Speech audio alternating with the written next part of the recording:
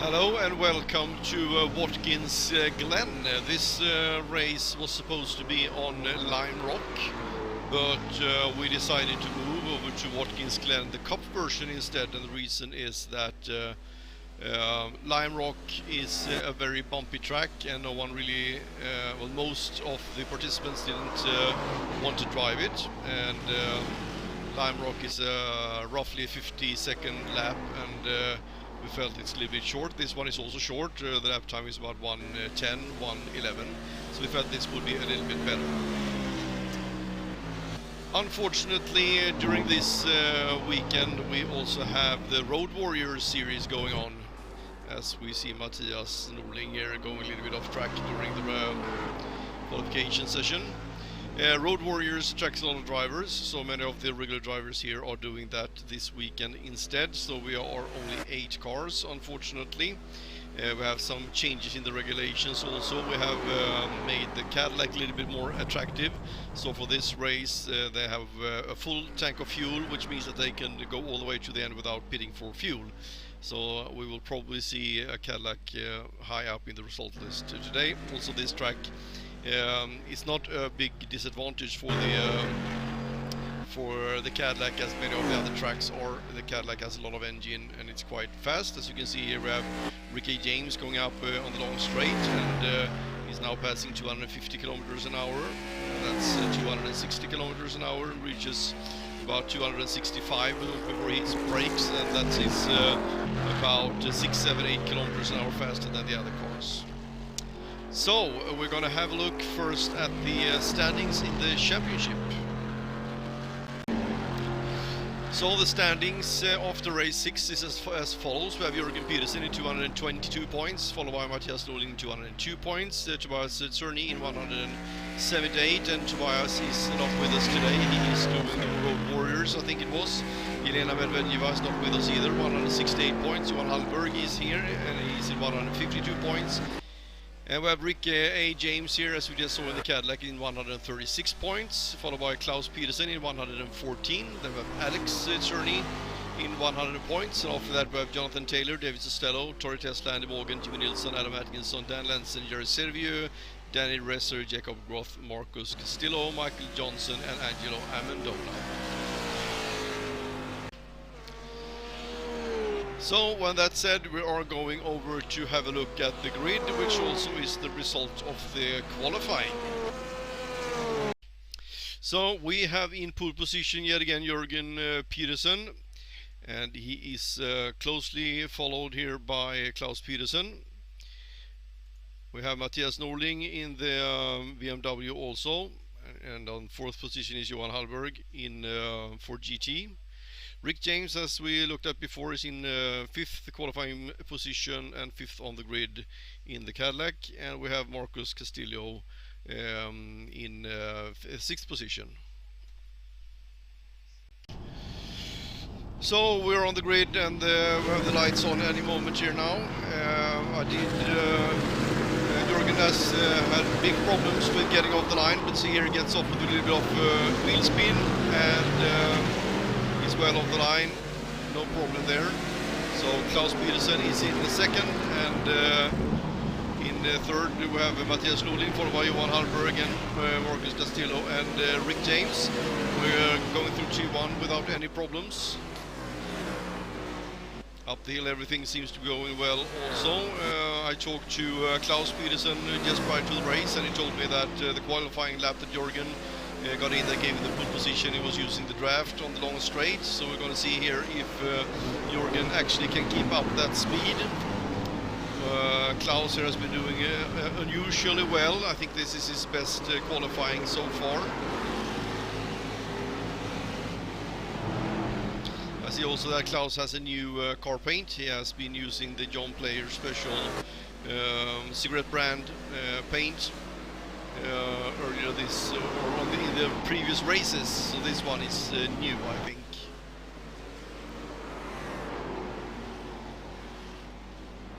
So all the cars are tied together. You can see the top 4 cars within roughly a second, a little bit over a second.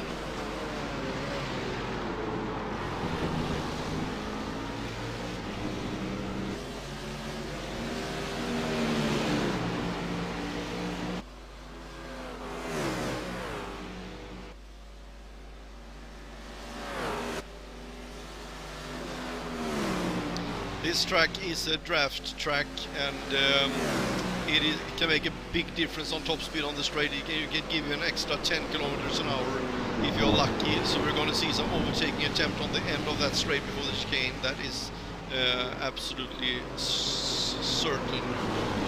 And we can see here already that on the long straight the cars are already starting to keep an eye in the rear view mirror, and also trying to let the car behind know that they are aware of the overtaking possibilities from the draft. After the top four here by Marcus and Rick James, and I think that Rick will be able to overtake the rough here on the long straight. I think the Caddy has a big advantage on top speed.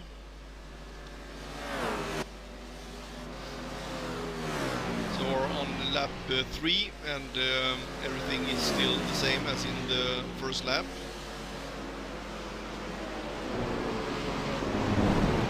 So let's go down and have a look at the Caddy. There he is on the inside. Gonna go back and have a look at that overtake. So you see here going out on the long straight that Marcus is not protecting his inside, so Rick is using that, goes on the inside. Marcus lifts off just to be on the safe side. It looks like a very clear and clean overtake, no problem with that. So we'll see if Rick can advance and if he can get the speed up to close the gap to the cars up ahead. So we're approaching the chicane here on lap 4, and Jürgen is protecting on the inside. Klaus is on the outside, and Jürgen gets a little bit thrown sideways there and goes off track.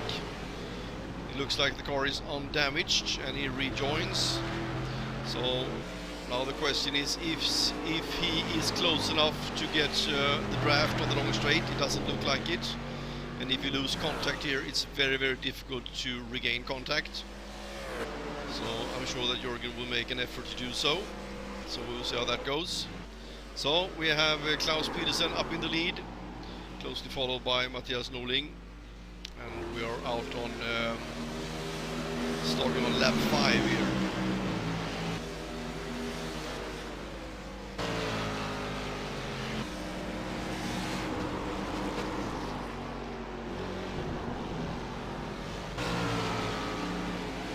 Johan Alberg is struggling to keep up with the two BMWs. It looks like BMWs are performing well on this track. See Matthias charging on the outside of Klaus. And there he overtakes. And he goes in too fast in the following long right-hander. Loses speed, and Klaus is back. Also see now that Johan Alberg has closed the gap.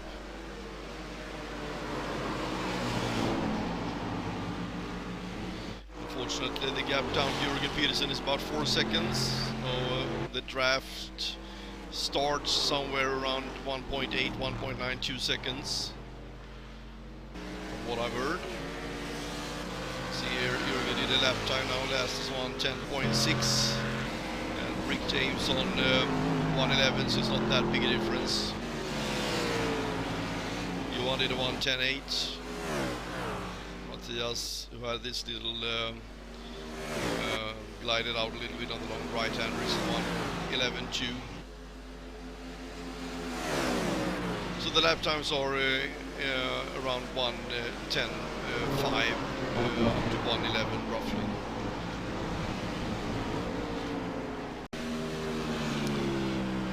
The cars are just going out on lap number 8, and we see that Klaus Pedersen here just did a 1.09.8. That is the fastest lap so far.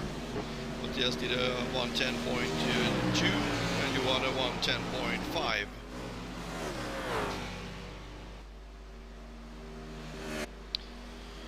Klaus is heading for the chicane, followed by Mattias Norling,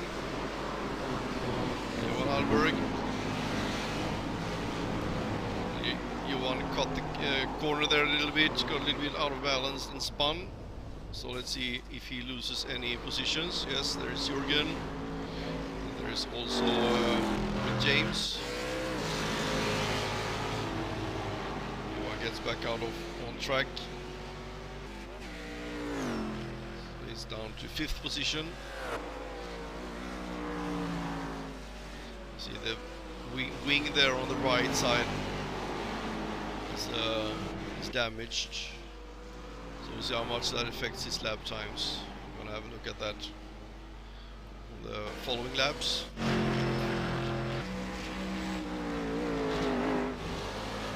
We're gonna do a 1:10.2 lap time. Mattias is also on 1:10.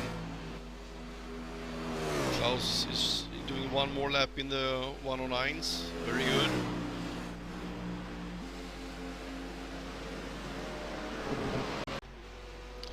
We are on lap 11, and Marcos there is going through the chicane, and unfortunately loses rear grip in the middle of the chicane and hits the wall. After this, Marcos makes it back to pits, and after standing there for some repairs, he decides to retire, unfortunately. So there's 5 cars only left on the track.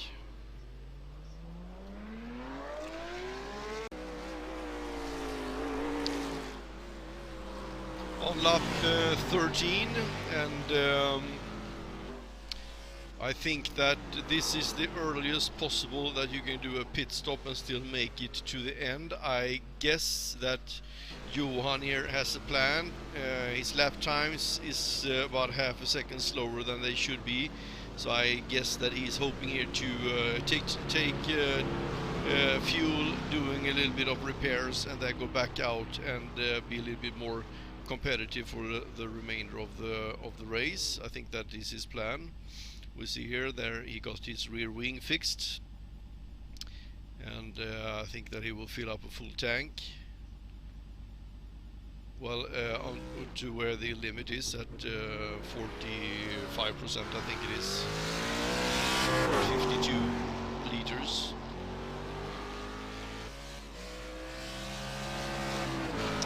We'll see if his lap times drops.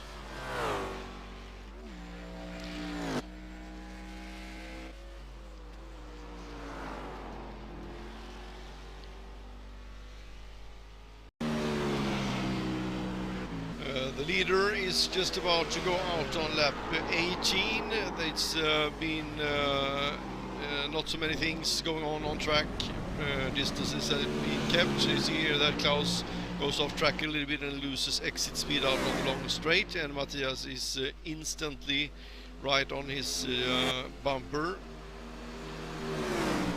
And I think this is an opportunity for Mattias to overtake, and he goes on the inside. Klaus has the self-confidence to continue his line, his preferred line, so he saves that one. Opens up a little gap right away.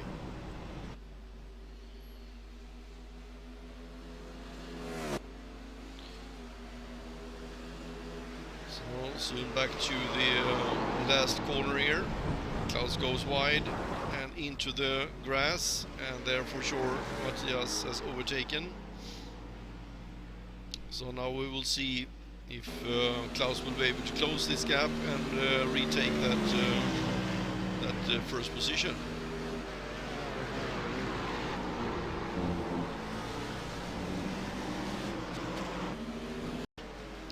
So we are on lap 19, and Jürgen Petersen is going into pits.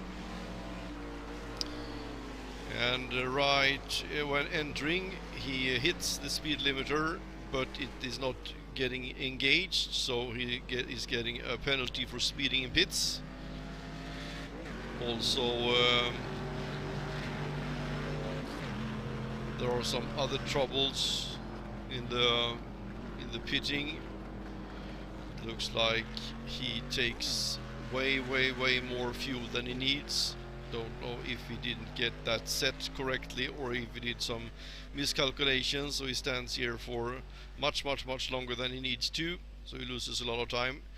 New also for this, well, perhaps not new, but when you get a speeding in pits, you have to do an extra pit stop to serve that penalty. You cannot serve that at the same stop as you received the penalty.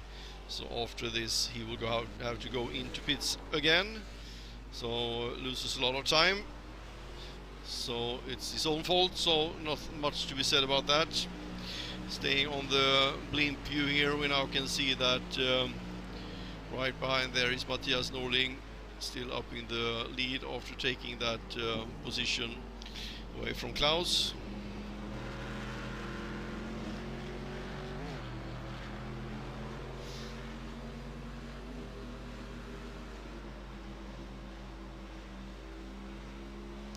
You can see also the draft, how you close that gap. And here also Klaus is going, well, he's showing himself on the inside just to let Mattias know that he's there. Doesn't scare Mattias much, it looks like. Oh, there we have Rick James, he's not far behind. As you can see, he's doing laps in the low 111s now. Klaus is doing in the high 110s. He's in the fight with Mattias. Natural that they're going slower when you're in a dogfight. So, and there is Johan Hallberg in 4th position. Still have not pitted.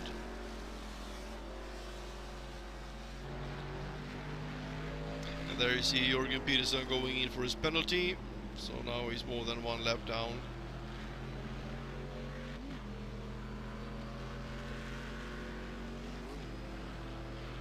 There he's off again. And behind him there is Rick James.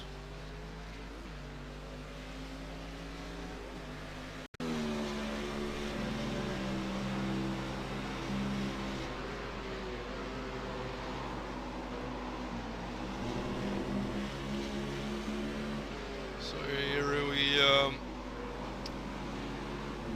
see Klaus Peterson going into pits, and now when they were so close together, I think that Klaus now he sees there that lap times are in the high 110s, and he can go roughly a second faster than that, or at least 7-8 tenths. So now it will be interesting to see, as Mattias is out on track, if Klaus can make an undercut, meaning that when Mattias goes into pit, Klaus is doing better lap, and exiting when Mattias exits pits, Klaus can be ahead of him. So we will keep an eye on that.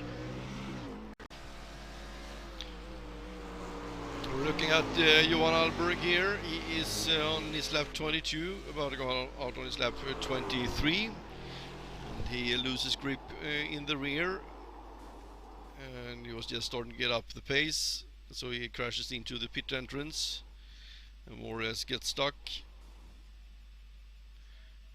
He did a last lap time there on 110.4, which is it's an okay lap time. Here also Johan Hallberg decides to retire, unfortunately.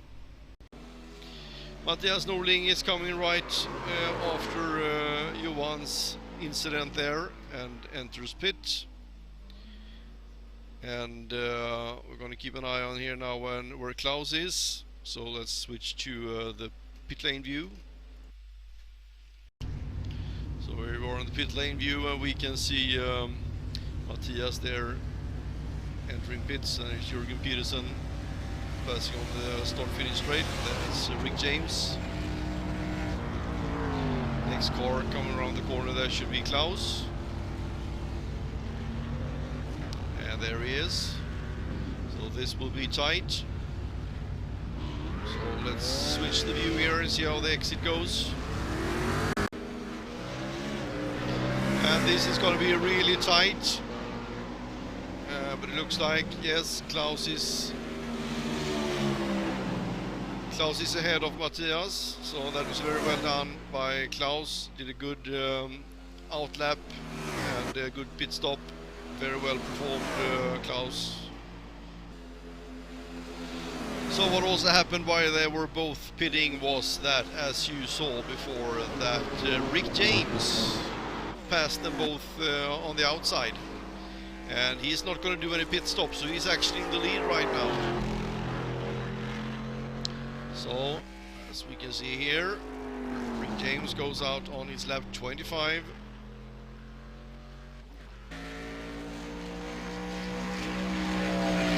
There is he, lap 25.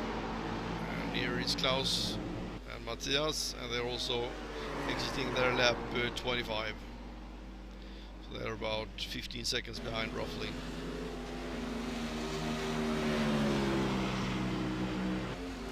And if we look at lap times, clear Klaus here again did a 1:10.5 and Rick did a 1:11.3, so there is about 6, 7, 8, 9 tenths faster.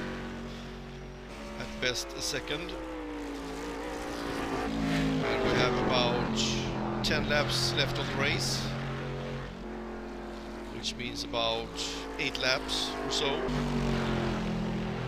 So this indicates it's going to be very tight. Rick, of course, can make a mistake, you never know.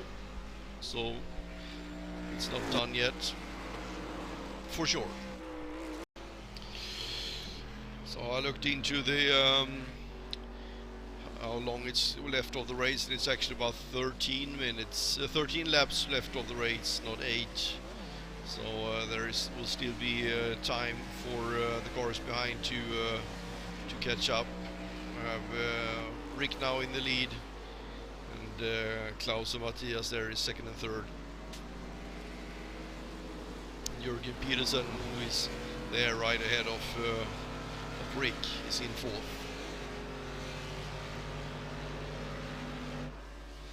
Johan Hallberger is in fifth.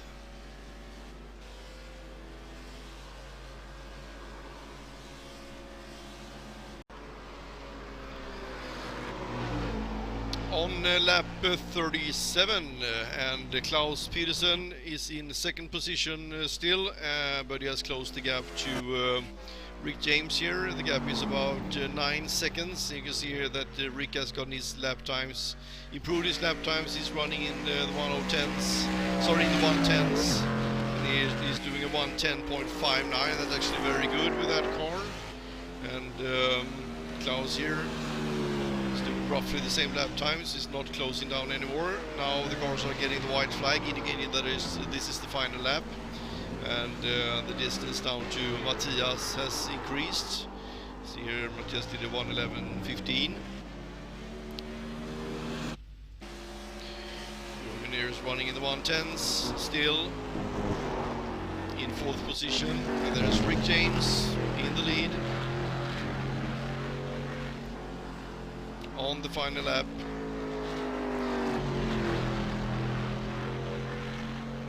So with a little bit of tweaking of the regulations, we now have a Cadillac winning the race, and next race will be Silverstone, and there we will be more back to normal type of track where the GT3 cars will be faster again.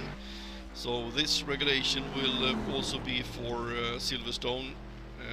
And I think that it will be very close between the Cadillac and the GT3 cars, depending of course on who turns up in a Cadillac also.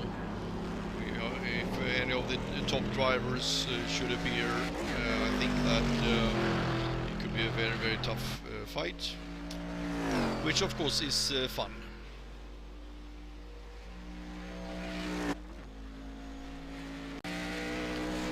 So Rick takes the checkered flag. Congratulations, Rick. Very good race, well done. And we have Klaus Petersen. I think this is his best race so far this season. Very, very stable in driving. Very good pace overall. Impressive, Klaus. Keep up this, and you will have more finishes on the podium. Definitely. Matthias Norling in third position. Well done also. Jürgen Petersen here coming in fourth position.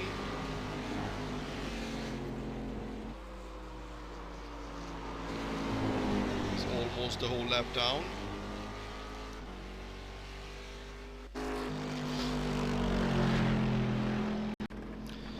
So as the cars go back to around the track and into the pit lane again, we're having a look at the season standings after this race. And we still have Jürgen Petersen up in the lead at 254 points, followed by Matthias Norling now that is closing the distance, 238. Ricky James took a big leap, many positions up into third, 186 points. Johan Hallberg in 180, Tobias Czerny in 178. Ina Medvedeva in 168, Klaus Petersen now up to 7th, 156 points. Then we have Alex Cerny, Jonathan Taylor, Davis Costello, Torres Lander Morgan, Jimmy Nilsson, Marcus Castillo, Adam Atkinson, Dan Lensen, Jari Serviu, Danny Resser, Jacob Groth, Michael Johnson and Angelo Amendola. So with that, I say thank you very much for watching this race. I hope you enjoyed it, even though we were only a few cars on track, and hopefully next race will be more cars again. So thanks for watching everyone, and see you again next weekend.